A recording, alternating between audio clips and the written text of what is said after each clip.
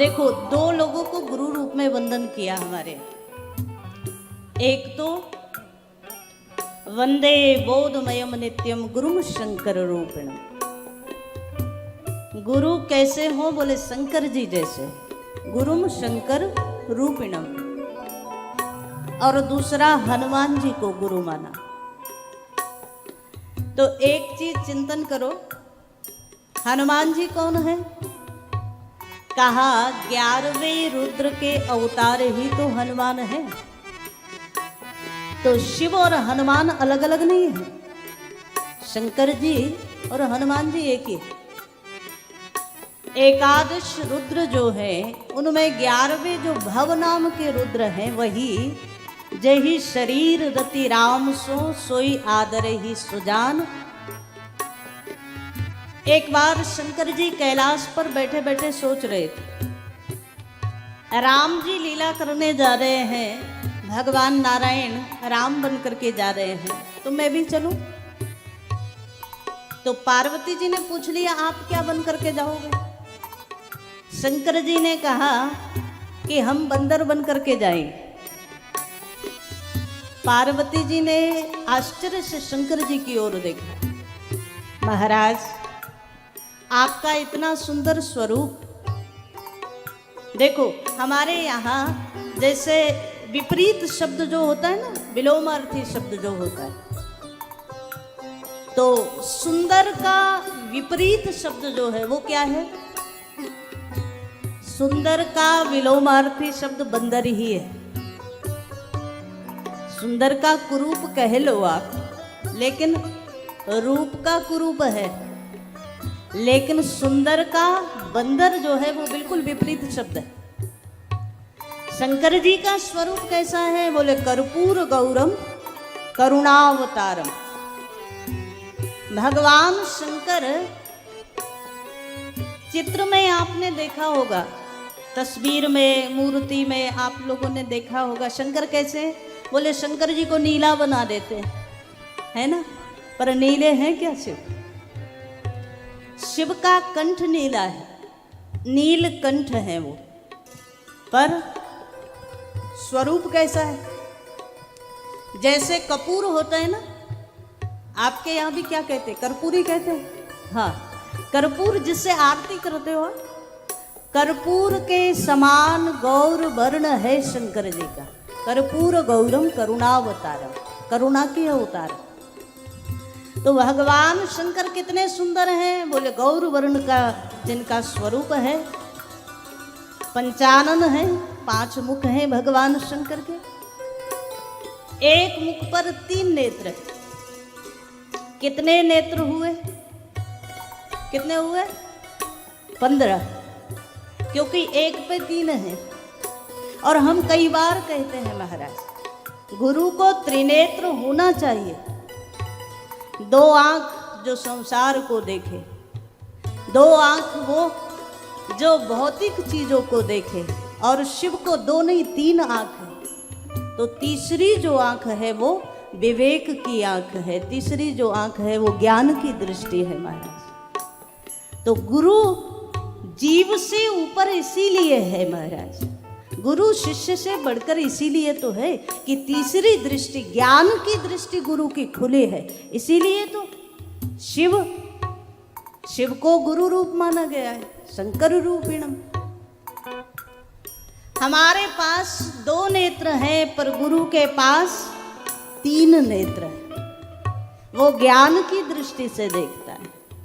जहां तक हमारी नजर ना पहुंचे वहां तक गुरु की दृष्टि पहुंचती है। ये अलग बात है कि हम समझ ना पाए, ये अलग बात है हम जान ना पाए। माता पिता की फटकार, देखो बड़ी बढ़िया बात। माता पिता कभी प्रशंसा कर दें तो ज्यादा प्रसन्न होने की जरूरत नहीं है। माता पिता बच्चे की बड़ाई कर दें तो बच्चे के बिगड़ने के चांस ज्यादा है ना? इसलिए माता पिता पीठ पीछे तो बड़ाई कर देंगे, पर मुंह पे बड़ाई नहीं करते। गुरु शिष्य की यदि मुंह पर बड़ाई करने लगे तो शिष्य के भी बिगड़ने के चांस ज्यादा है। आज तो गुरुजी ने हमें बड़ी बड़ाई कर दी तो खुश हो जाते हैं ना। तो इसलिए हमारे यहाँ कहा जाता है, जो माता पिता की फटकार को सहन कर ले, जो गुरु की प्रताड़ना को सहन कर ले, वो कभी दिशा नहीं भटक सकता, वो कभी गलत दिशा नहीं जा सकता, वो गलत रास्ते नहीं जा सकता। लेकिन आज बड़ी बड़ी समस्या है महाराज। आज तो गुरुजी कुछ कह दें तो शिष्य नाराज हो जाते हैं, माताजी पिताजी कुछ बोल दें तो बच्चे नाराज हो जाते हैं, है ना। बच्चों के मूड को देखकर माता पिता को बात करनी पड़ती है, ऐसा ही होता है ना, कहीं बुरा ना मान जाए।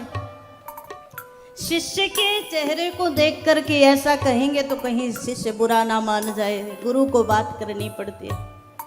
लेकिन सच्चाई क्या है, इसमें न माता पिता का कोई कुछ हानि है, न गुरु की कुछ हानि है। इसमें हानि किसकी है? इसमें सबसे बड़ी हानि उन बच्चों की है, उस शिष्य की है जिसके लिए गुरु प्रताड़ित करने से भी डरने लगे। सचिव वैद गुरु तीन जो प्रिय बोलई भय आस, मानस में लिखा ना।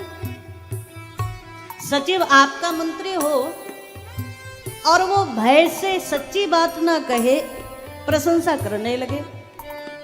वैद्य डॉक्टर आपकी बीमारी ना बताए और आप कहो कि डॉक्टर साहब बढ़िया मीठी मीठी दवाई देना, और डॉक्टर आपके हिसाब से दवाई देने लगे तो बीमारी मिटेगी?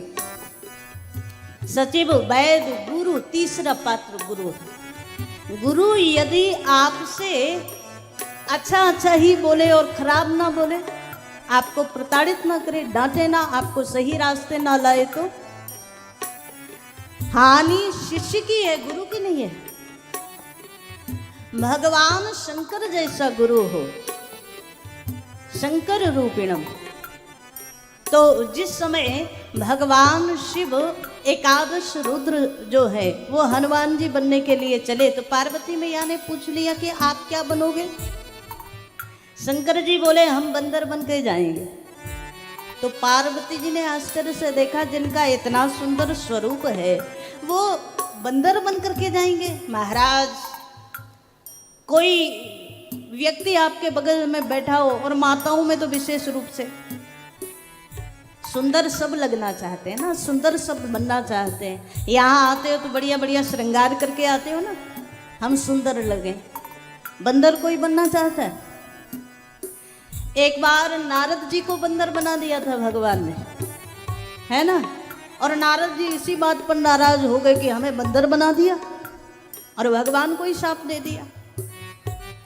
तो पार्वती जी ने पूछा कि महाराज आपको जाना ही है राम की लीला में सहयोग करने के लिए, कुछ और बन करके जाओ, बंदर बनने की क्या जरूरत? शंकर जी ने बड़ी सुंदर बात कही, देखो गुरु कैसा हो, ध्यान देना। शिव बोले, पार्वती यदि मैं मनुष्य बन करके जाऊं और मनुष्य में भी बड़ा सुंदर स्वरूप लेकर के जाऊं तो क्या होगा?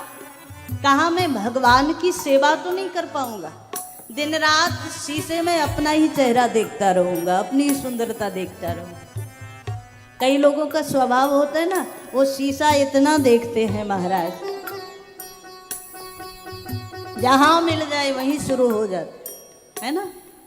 तो भगवान शंकर बोले मैं तो सेवा करने जा रहा हूं, और सेवा तब होगी जब मैं अपना स्वरूप ना देखूं, मैं बंदर बन करके जाऊं। स्वरूप देखूं तो किसका? बोले राम जी का स्वरूप देखूं, राम जी का दर्शन करूं। वो जो राम जी की सुंदर मंगल मूर्ति का दर्शन करूंगा तो वो तभी हो पाएगा जब मैं बंदर बन करके जाऊं। अपनी स्वरूप में, अपनी सुंदरता में खो गया तो सेवा नहीं हो पाएगी। दूसरी बात, शंकर जी ने कहा बात यह है, यदि मैं मनुष्य बन करके जाऊं तो मनुष्य के लिए घर चाहिए, बढ़िया। पहले झोपड़ी में रह लेता था, आज बढ़िया कोठी चाहिए, है ना। कोठी में भी पड़ोसी से बढ़िया हमारी होनी चाहिए। ये भी तो समस्या है। तो शंकर जी बोले यदि मनुष्य बन करके जाऊंगा तो घर की जरूरत पड़ेगी। अब अपने लिए घर बनाता रहूंगा तो क्या भगवान की सेवा कर पाऊंगा? तीसरी बात, मनुष्य बन करके जाऊंगा, खाने के लिए बढ़िया बढ़िया भोजन चाहिए। जीवन समाप्त हो जाता है पर इस जीव की मांग समाप्त नहीं होती महाराज। ये कभी कुछ मांगती है, कभी कुछ मांगती है, कभी कुछ मांगती है। स्वादिष्ट भोजन चाहिए। बंदर बन करके जाऊंगा तो भोजन की चिंता है क्या? रहने का नंबर आएगा तो किसी पेड़ पर, किसी डाल पर सो लूंगा, हो जाएगा काम। खाने का नंबर आएगा तो किसी पेड़ से फल तोड़ करके खाऊंगा, बात खत्म। तो बंदर बनने में कितने लाभ है, और मनुष्य बन करके जाऊंगा तो परिवार बढ़ेगा। पहले पत्नी पुत्र, उसके बाद में रिश्तेदारी इतनी बड़ी, महाराज के जीवन बीत जाता है, रिश्तेदार संतुष्ट नहीं हो पाते, है ना। तुम अपना सब कुछ लगा दो, लेकिन संसार में ऐसा हमें कोई नहीं मिला जिनसे रिश्तेदार संतुष्ट हो जाएं, परिवार वाले संतुष्ट हो जाएं।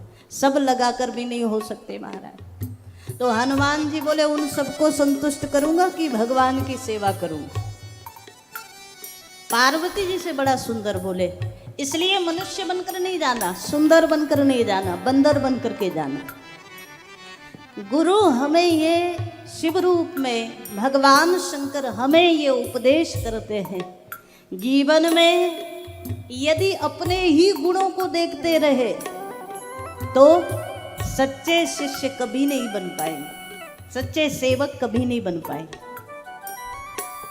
जीवन में यदि अपनी इच्छाओं की पूर्ति में ही लगे रहे ना तो कभी भी जीवन के मूल उद्देश्य तक नहीं पहुंच पाओगे।